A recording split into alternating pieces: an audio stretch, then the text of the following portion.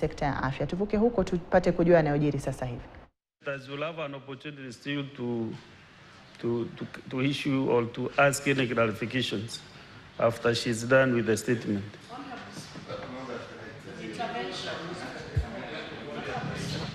Senator Veronica? I would request you give us a guidance as to whether we are getting a chance to still ask the important questions. Yes, you'll ask.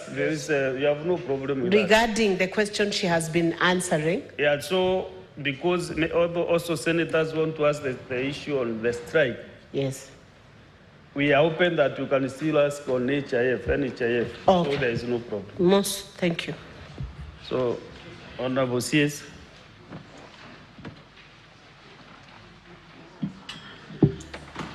Thank you, Honorable Speaker and honorable members. We are all aware of the ongoing crisis in the country. On the 6th of March, 2024, the Kenya Medical Practitioner and Dentist Union issued a 7-day strike notice of intended industrial action, citing failure of both the national and county governments in implementing the 2017 CBA. The union raised 19 issues in their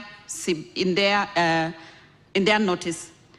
We did have a meeting as a ministry with the union to forestall the strike. However, what we agreed on, the union did not feel like it was adequate, and they proceeded and commenced on the strike on the 13th of March 2024.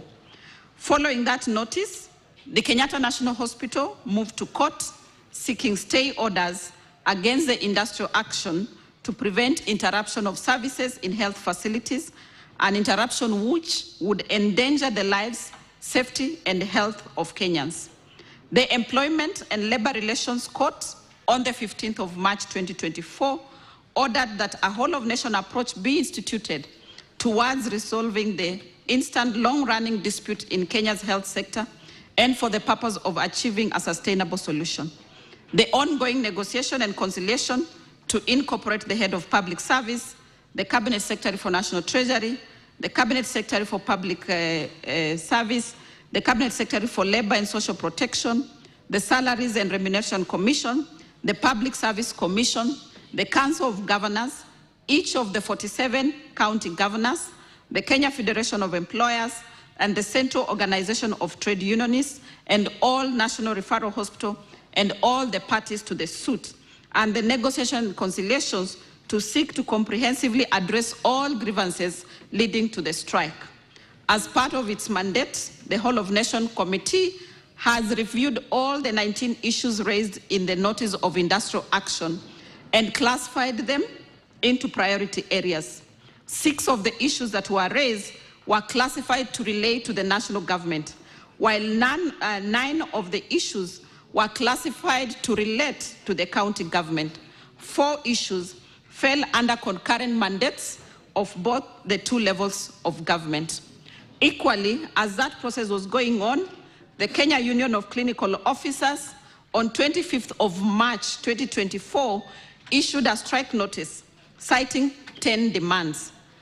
The ministry went ahead to have a meeting with the Union of Clinical Officers with the intention to forestall the strike. And of the 10 demands from the Union of Clinical Officers, they narrowed down to 2 main demands. And that is failure of both levels of government to obey a court order that directed the government to finalize a CBA with KUKO and register the CBA in court. The second main demand was failure to enhance the risk allowance paid to clinical officers. The union wants the risk allowance to be increased from the current 3,000 to 15,000 shillings per month. And this will apply to all the clinical officers within the country.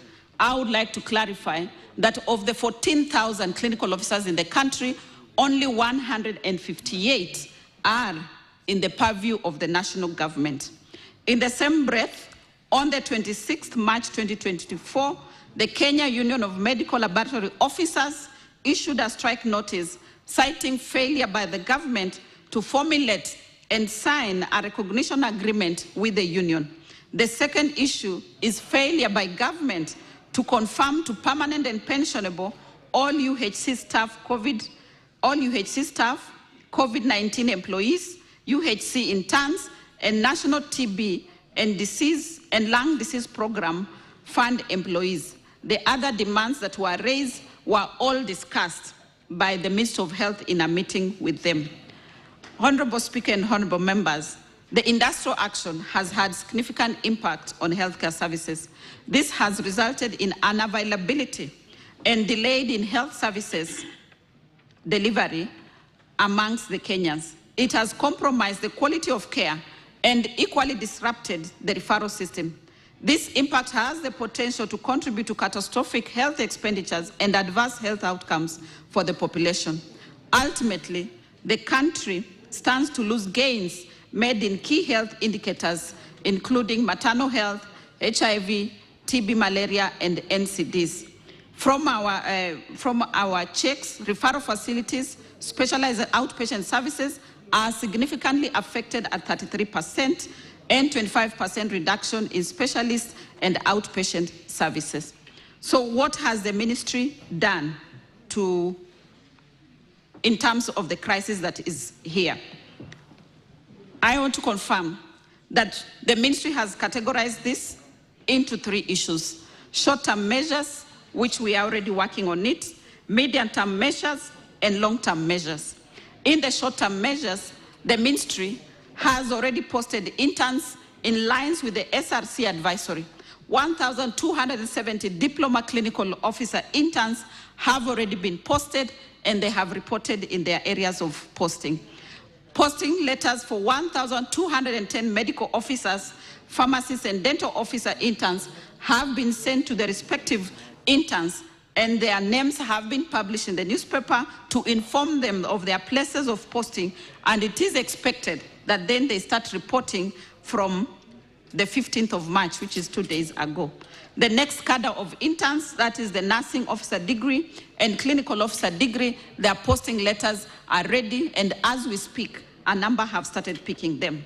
The ministry has also requested for 267 million for payment of postgraduate registrars' fees arrears, which was an issue raised by the KMPDU and falls under the purview of the national government. I want to confirm that the ministry has received confirmation from National Treasury of release of 200 million towards payment of the postgraduate registrar fee arrears. The ministry has also requested SRC to advise on the demand by the Clinical Officers Union to have the risk allowance increase. We understand that this is going to have an impact on the overall budget, and that is why we have requested SRC to give guidelines. Once SRC gives the guidelines, then the ministry will be in a position to work towards implementation. Na mtazamaji, ni kikao ambacho kinaendelea katika bunge la Seneti, ambapo waziri wa sekta ya afya Susan Nakhumicha amefika mbele ya Seneti kuhojiwa kuhusiana na masuala yanayoendelea katika sekta hiyo, ikiwepo